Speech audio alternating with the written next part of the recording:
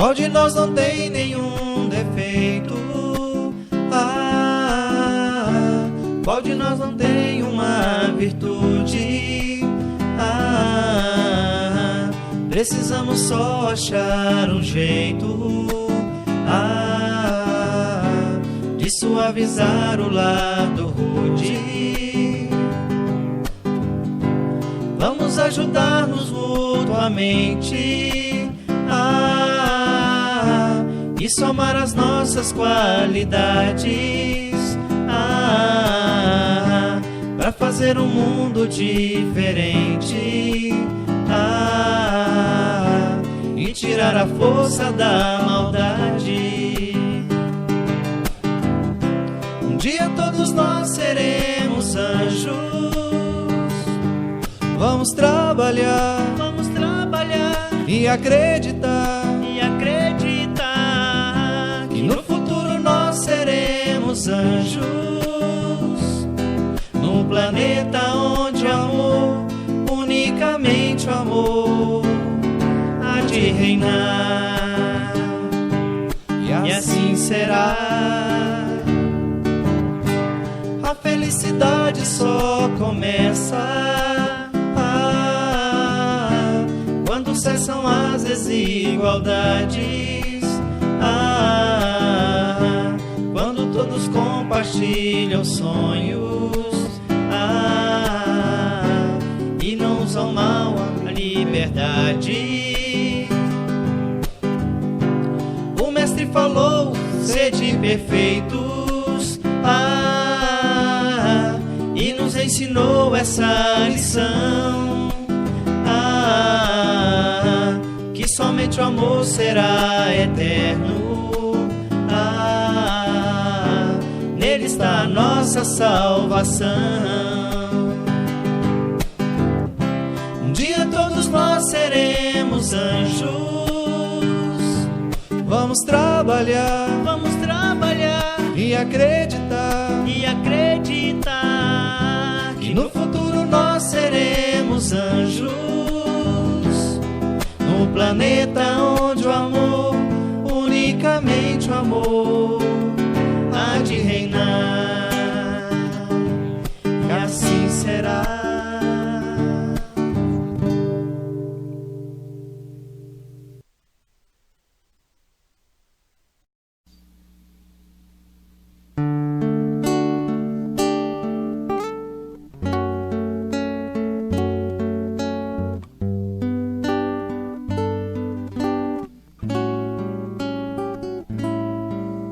Jesus nos seus braços, eu posso ter a luz e seguindo seus passos, eu sei que nos conduz pelo caminho leva até o nosso Pai. Jesus nos dê a mão e nos ensina a caminhar.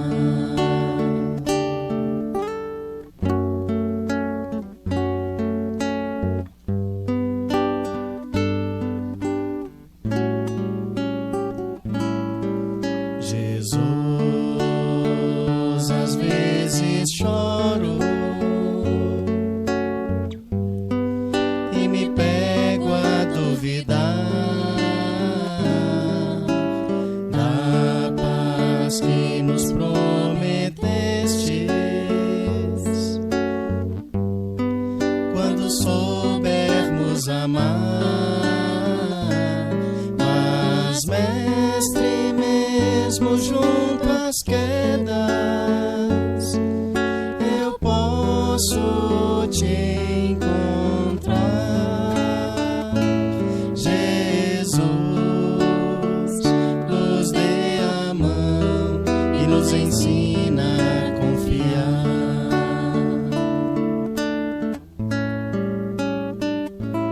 Jesus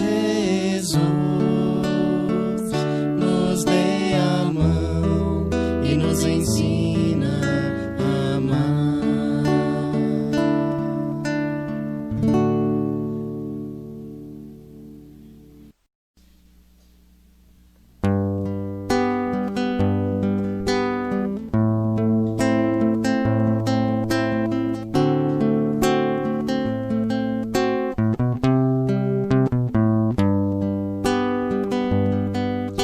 Por onde eu caminhar, em qualquer porta que eu entrar, Jesus sempre estará comigo.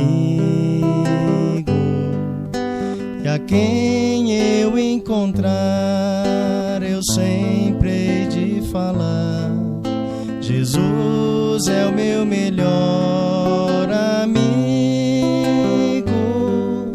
Jesus, eu quero estar sempre contigo. Mas eu sei que tenho muita coisa a fazer.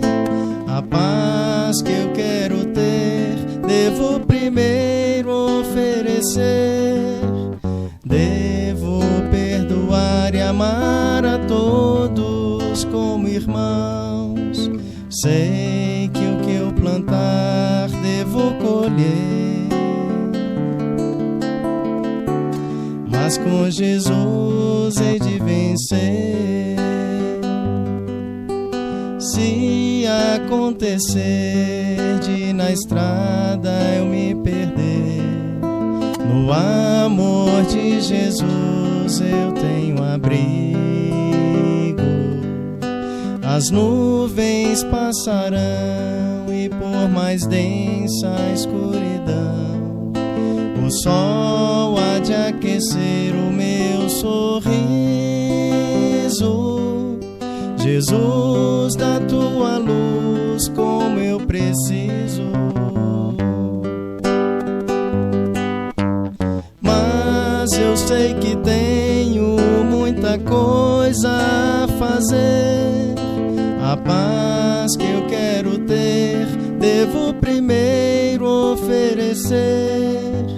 Devo perdoar e amar a todos como irmãos.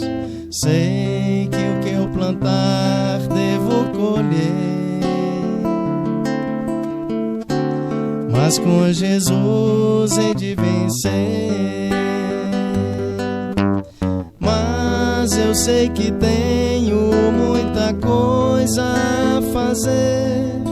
A paz que eu quero ter, devo primeiro oferecer. Devo perdoar e amar a todos como irmãos. Sei que o que eu plantar, devo colher, mas com Jesus hei de vencer. Mas com Jesus hei de vencer.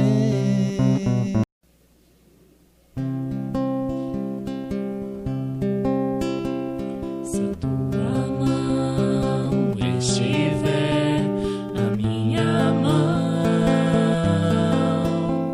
e o nosso coração cantar canções de fé,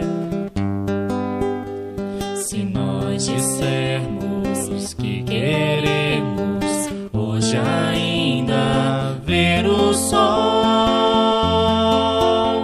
se nossos olhos luzes novas cintilarem e a nossa voz em coro disser sim, sim, então será agora, então será a hora da regeneração, então será agora, então será a hora da regeneração. Oh, oh, oh. Se a tua mão estiver na minha mão e o nosso coração cantar canções de fé,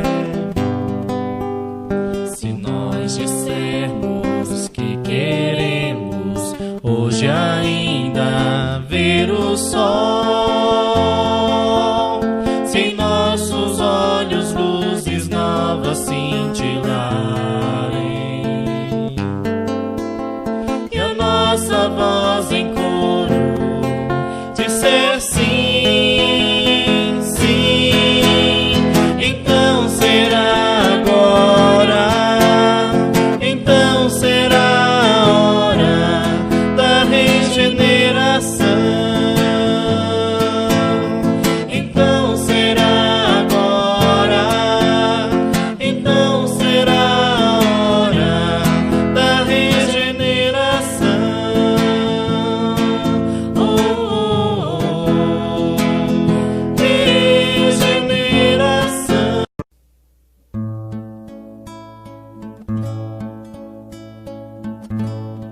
Quanta luz neste ambiente descendo sobre nós, vibrando em nossa mente.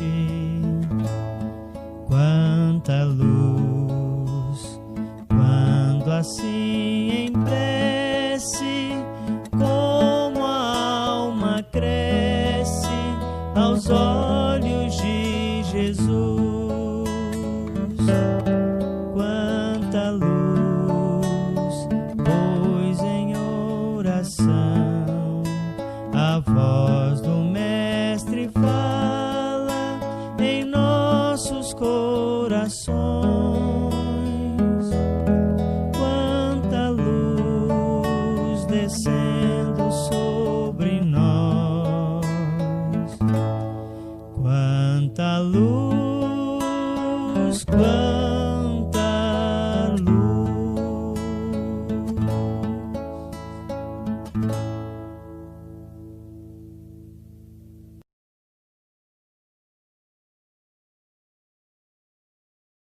Boa noite, meus irmãos, que a paz de Jesus nos envolva, nos ampare.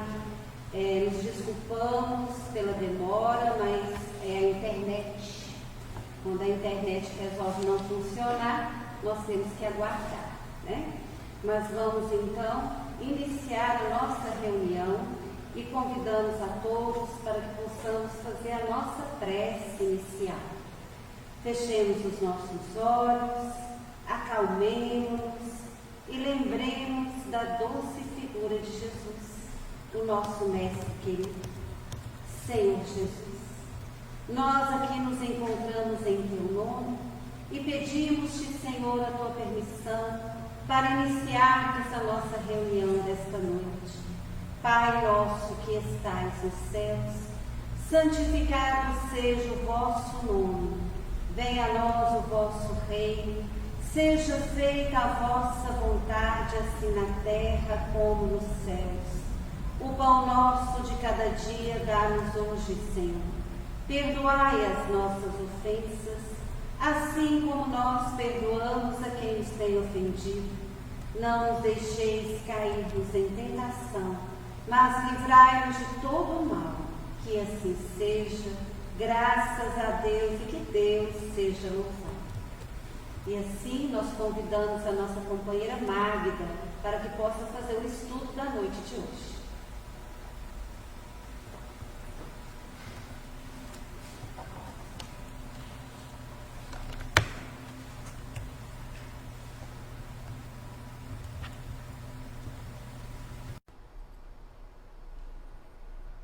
Boa noite a todos. Que a paz do Mestre Jesus possa nos envolver agora e sempre. Nós estudaremos hoje o tema adultério. Ouviste que foi dito, não adulterarás. Essa lei já está lá nas leis de Moisés, né? Muito mais antigas. Mas aí chega Jesus e complementa ela. Eu, porém, vos digo, qualquer que olhar para uma mulher com intenção impura, no coração já adulterou com ela. Quer dizer, o que ele traz para nós aí? Não são só os nossos atos, mas também os nossos pensamentos. E Deus que nos conhece, conhece bem as nossas intenções. Então isso também é importante nós ressaltarmos. Pecado por pensamento. A verdadeira pureza não está somente nos atos, está também no pensamento, porquanto aquele que tem puro o coração nem sequer pensa no mal. Foi o que Jesus quis dizer. Ele condena o pecado, mesmo em pensamento, porque é sinal de impureza. Esse trecho está lá no Evangelho segundo o Espiritismo. Quer dizer que se eu pensar no mal, se eu desejar o mal, eu também posso ser punido? Claro, claro que sim. Porque o que conta, os nossos maus pensamentos, ele vem da imperfeição do nosso espírito. E todos nós, que somos espíritos milenares, ainda imperfeitos, muitas vezes temos pensamentos negativos, pensamos no mal. Mas o que nós precisamos fazer então, para a gente não cair no erro? Nós temos que lutar contra nós mesmos, lutar contra as nossas índoles. E aí, quando nós conseguimos lutar contra esses pensamentos negativos, a gente vai se sentir mais forte, mais feliz, e cada vez menos pensamentos negativos vão nos envolver. Agora, se nós não tomamos boas resoluções, se nós não lutamos contra as nossas imperfeições, aí nós vamos continuar caindo nesse erro, né? Então é importante para nós que nós possamos lutar contra nós mesmos. Porque muitas vezes, se nós não conseguimos praticar aquele ato mal que pensamos, não é por causa da nossa vontade, mas por falta de oportunidade. Então, nesse caso, nós sim podemos ser punidos também pelo nosso pensamento. A gente lembrar que pensamento é matéria, o pensamento viaja, o pensamento atinge. Então, quando nós dirigimos um pensamento mal, ele vai atingir um objetivo. E se ele prejudicar de alguma forma alguém, nós seremos sim responsabilizados. Então nós temos aí várias categorias de espíritos, espíritos que já estão um pouco mais evoluídos, né? Então nós temos aquele espírito que nem pensa no mal, ele já consegue ter uma mente limpa, pura. Nesse o trabalho está realizado, ele já conquistou um grau de evolução muito grande. Existem outros, acredito que a maioria hoje no planeta Terra, que pensam sim no mal. Os pensamentos maus aparecem, mas ele consegue bloquear, consegue não agir naquela atitude do mal. Nesse, o trabalho está sendo realizado. Somos todos nós, estamos a caminho da perfeição. E existem aqueles espíritos que pensam no mal e se comprazem no mal. Eles querem, eles gostam do mal. Nesses, o trabalho ainda está por fazer. São espíritos ainda rebeldes, espíritos ainda com uma longa caminhada. Monogamia e poligamia. Qual das duas? A poligamia ou a monogamia é mais conforme à lei da natureza? A poligamia é lei humana, cuja abolição marca um progresso social. O casamento, segundo as vistas de Deus, tem que se fundar na afeição dos seres que se unem. Na poligamia, não há afeição real, há apenas sensualidade. Se a gente olhar o nosso planeta hoje, a quantidade de homens e mulheres é relativamente semelhante, né? Então, a poligamia é uma coisa que não ia funcionar, não é? E a sua extinção é um sinal da nossa evolução. Porque a partir do momento em que nós nos unimos e nos dedicamos a uma determinada pessoa, nós estamos demonstrando aí o nosso progresso, né? Como falou ali no Livro dos Espíritos, a poligamia é mais para o sentido sensual e não moral, né?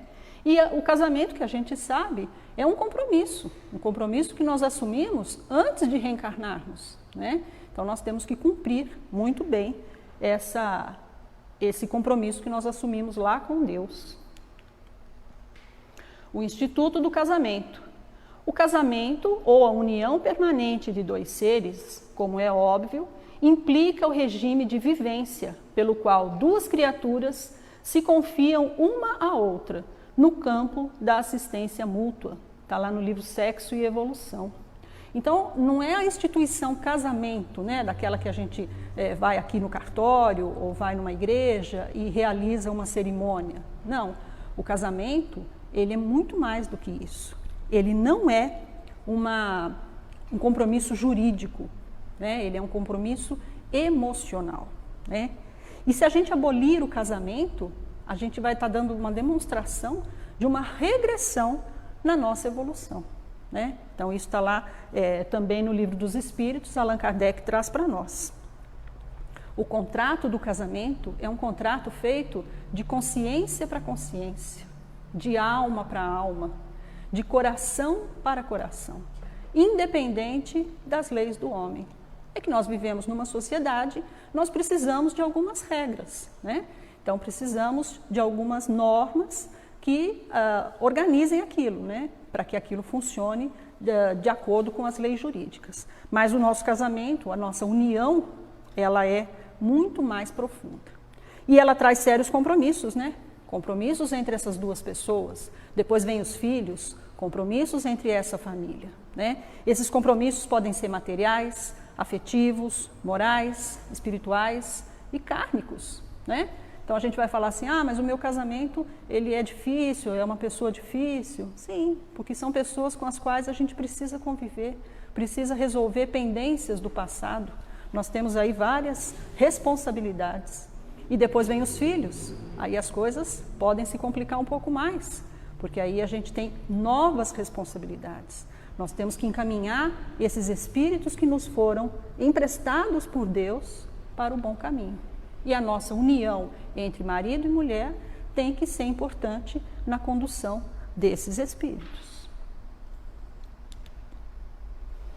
As companhias espirituais no leito conjugal, cônjuges com mútua infidelidade, a esposa infiel aos princípios nobres da vida em comum e o esposo que põe sua casa em ligação com o meretrício, não devem esperar que seus atos afetivos permaneçam coroados de veneração e santidade. Também está lá no Sexo e Evolução. O apóstolo Paulo disse para nós que o tempo todo nós estamos rodeados de uma nuvem de companheiros. Quem são esses companheiros? Testemunhas das nossas atitudes, desencarnados que estão próximos de nós, atraídos por nós mesmos, pelo nosso comportamento, pelo nosso pensamento, pelos nossos sentimentos. E aí, se nós, lá na nossa casa, não respeitamos essa instituição do casamento, esses companheirinhos vão estar lá próximos de nós e vão estar lá testemunhando a nossa vida, lá no nosso leito conjugal, né? Desses espíritos inferiores. As companhias espirituais no leito conjugal, lar com esposa fiel e marido desleal ou vice-versa. A mulher, pelas suas virtudes reveladas, merecerá o amparo e a vigilância dos benfeitores espirituais, mesmo no momento das relações sexuais no leito conjugal, superando as influências espirituais negativas do marido desleal. A gente está falando da esposa e o marido desleal, mas pode ser o contrário, né? Então, quem tem esse compromisso com a fidelidade, ele está protegido, amparado pela espiritualidade. O outro cônjuge, que é o traidor, que é o infiel, ele vai sofrer as consequências disso, né? Então, cada um de nós responde por aquilo que faz, a cada um segundo suas obras. Então, nós que nos mantemos fiéis, seja esposo ou marido, nós estaremos protegidos pela espiritualidade. E se os cônjuges levam uma vida moral elevada, todos os encarnados que edificam o ninho conjugal, sob a retidão, conquistam a presença de testemunhas respeitosas, diferente do outro caso, né? Que lhes garantem a privatividade dos atos mais íntimos, consolidando-lhes as fronteiras vibratórias e defendendo-as contra as forças menos dignas. Então, todas as vezes que nós estivermos com o nosso pensamento elevado, com o nosso pensamento no bem, nós estamos atraindo para perto de nós os benfeitores de luz, que nos protegem, que nos amparam, que nos fortalecem, né? Então é importante em todos os momentos, não só na questão conjugal, não só na questão sexual, mas em todos os momentos da nossa vida, nós estarmos sempre pautando os nossos comportamentos pelo bem, pelo correto, né? Então, quando os dois cônjuges são infiéis, que tipo de amor que está existindo ali? Pouco, né? Ou quase nenhum, praticamente nenhum amor. O que está em jogo ali? O que está envolvido? Às vezes interesses materiais, interesses pelo prazer, por aquele prazer momentâneo, que não vai acrescentar nada a cada um deles, né? E aí, quando um deles é fiel, ele vai receber a sua proteção. E se os dois, uma proteção espiritual, que também não é privilégio, né? A gente não vai falar que é privilégio, não, é uma conquista. Porque pelas atitudes dessas pessoas, desse casal, eles conquistaram essa proteção, conquistaram esse amparo espiritual. Criaturas em quedas do sentimento, atire-lhes a primeira pedra, aquele que estiver isento de pecado, disse Jesus. Essa sentença faz da indulgência um dever para nós outros, porque ninguém há que não necessite para si próprio de indulgência. Ela nos ensina que não devemos julgar com mais severidade os outros do que nos julgamos a nós mesmos, nem condenar em outrem aquilo de que nos absolvemos. Antes de profligarmos a alguém uma falta, vejamos se a mesma censura não pode, nos pode ser feita. Está lá no Evangelho segundo o Espiritismo.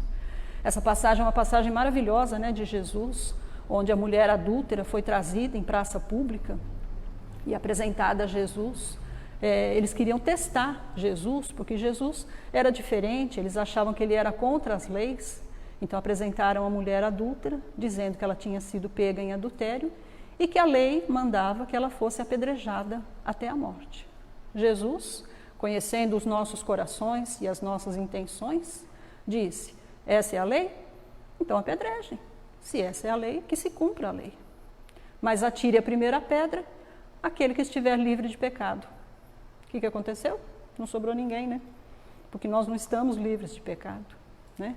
Então ele, com toda a sua didática, com toda a sua sensibilidade, nos levou a enxergar que nós não podemos acusar o outro se nós também estamos em dívida, se nós também estamos em pecado. A mulher sempre foi submetida a diversas crueldades, né? E nessa época de Jesus, muito mais. Quando ela cometia o adultério, ela era culpada e apedrejada. O homem não. Se o homem cometesse adultério, ele dizia que ele tinha sido vítima do encanto feminino, né? Então, isso já vem de longa data. E aí João, um apóstolo também, questionou Jesus. Falou: mas Jesus, ela é culpada, por que o Senhor não condenou ela? E aí o que Jesus respondeu para ele? Por acaso você conhece o que levou ela a cometer adultério? Você sabe da vida dela? Você sabe as necessidades pelas quais ela passa? Você sabe das vicissitudes que ela enfrenta no dia a dia? Conhece as tristezas? Conhece as dificuldades e as necessidades dela? Será que ela não estava em busca de simples carinho? Será que ela não era rejeitada? Então, muitas vezes, nós nos colocamos no papel sempre do acusador. Nós sempre queremos ter razão, sem conhecer os motivos, as causas, o que levou aquela pessoa a agir daquela maneira. Agora, isso não quer dizer que nós sejamos coniventes com as pessoas. Então, nós temos que entender, procurar ajudar as pessoas que estão em erro. E Jesus fazia isso sempre, porque ele socorria e dizia: vá e não peques mais, né? Para que a pessoa saísse daquela situação e evitasse cair em novos problemas. Então, nós precisamos aprender a viver com Jesus, né? Educando e amando, erguendo, ao invés de julgar, né? Qual de nós nunca cometeu um erro? Principalmente na questão do sentimento, principalmente nas questões do amor, né? A gente não está falando dessa vida, não. Nós estamos falando de nós como espíritos eternos, né? Quantas vezes será que nós erramos? Quantas vezes nós prejudicamos? Hoje aqui eu sou mulher, mas eu já posso ter nascido homem. E como homem, como eu agi? Como eu fiz? O que eu aprontei? Né? Então vamos nos lembrar disso. E logo nós vamos ter o fim do adultério, qual ocorre aos flagelos da guerra, da pirataria, da violência homicida e da escravidão, que acompanham a comunidade terrestre há milênios, diluindo-se muito pouco a pouco, o adultério ainda permanecem na terra, por instrumentos de prova e expiação, destinados naturalmente a desaparecer na equação dos direitos do homem e da mulher, que se harmonizarão pelo mesmo peso na balança do progresso e da vida. Né? Emmanuel trazendo aí para nós. É claro que todos nós sabemos que a Terra está em processo evolutivo, né? Nada fica estagnado no universo. Todos nós estamos melhorando, todos nós estamos evoluindo e a Terra também está evoluindo, né? E quando essa relação entre as pessoas mesmo, obedecer, o respeito, né? Entendermos que entre nós há um vínculo divino, que todos nós somos irmãos e que nós passarmos a nos corresponder como irmãos, aí o adultério, a prostituição, a pedofilia e tantas outras mazelas vão desaparecer. O racismo, né? Quando nós entendermos que nós somos iguais, né? E nós estamos nesse caminho, nós estamos aí nesse processo. Quem tiver interesse, né, de ler um pouquinho mais sobre esse assunto, a literatura espírita é muito rica. Nós temos aí diversos livros, né? Então nós temos ali Vícios e Problemas, temos a Agenda da Reforma Íntima, né? Que é o quê? É nós nos conhecermos melhor e aí nos trabalharmos para que nós possamos nos vencer. Nós somos o nosso maior inimigo. Nós somos quem mais nos prejudica, com as nossas imperfeições, com o nosso orgulho, com a nossa vaidade. Então, trabalhando essa reforma íntima, dia a dia, nós vamos identificando onde estão os meus problemas, o que eu tenho feito que está me prejudicando e de que maneira eu consigo começar a mudar, consigo começar a melhorar. É um processo lento, é um processo demorado, mas ele não pode ser interrompido, ele tem que ser feito todos os dias e aí nós vamos conquistar. Palavras de Luz, né? Mais um livro aí que a gente pode estar lendo. Palavras finais de Jesus, né? Não julgueis para que não sejais julgados. Hoje, nós não temos mais o apedrejamento, né? A morte por apedrejamento. Mas o que nós temos aí? As praças, as ruas, o mundo repleto de maledicência. O julgamento crítico e impiedoso das pessoas, para todos os erros do nosso irmão, para todos os erros do nosso próximo. Nós ainda temos aí as pedradas da calúnia. Pensa numa coisa que fere, né? É a gente ser ofendido. Muitas vezes a gente não tem chance nem de se defender. E hoje, com redes sociais, isso toma uma proporção gigantesca, né? Então as pedradas não são mais físicas, mas são morais. E elas continuam acontecendo. Nós continuamos tendo prazer na queda do outro. Nós gostamos de ver o outro prejudicado, caindo, errando e a gente espizinhando. O que nós precisamos fazer? Parar de julgar, né? Deixar de ser juízes e passar a agir como Jesus nos ensinou, com amor, né? Erguendo o nosso irmão, reerguendo, amparando, servindo. Dessa maneira, nós vamos nos melhorar e ajudar a evolução do nosso planeta. E qual é o antídoto para as nossas maiores dificuldades? É a prece. Nós precisamos sempre fazer prece. Mas não é aquela prece mecânica, aquela prece decorada, que sai simplesmente dos lábios. É uma prece que sai lá do nosso coração. E ela é capaz de movimentar, ela tem força, ela tem poder. E ela vai movimentar todas as energias à nossa volta.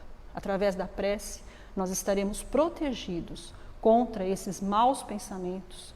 nós estaremos fortalecidos para enfrentar os maus pensamentos e vencê-los. E aí sim, praticar o bem. Isso vai chegar, esse dia vai chegar. Obrigada a todos, boa noite.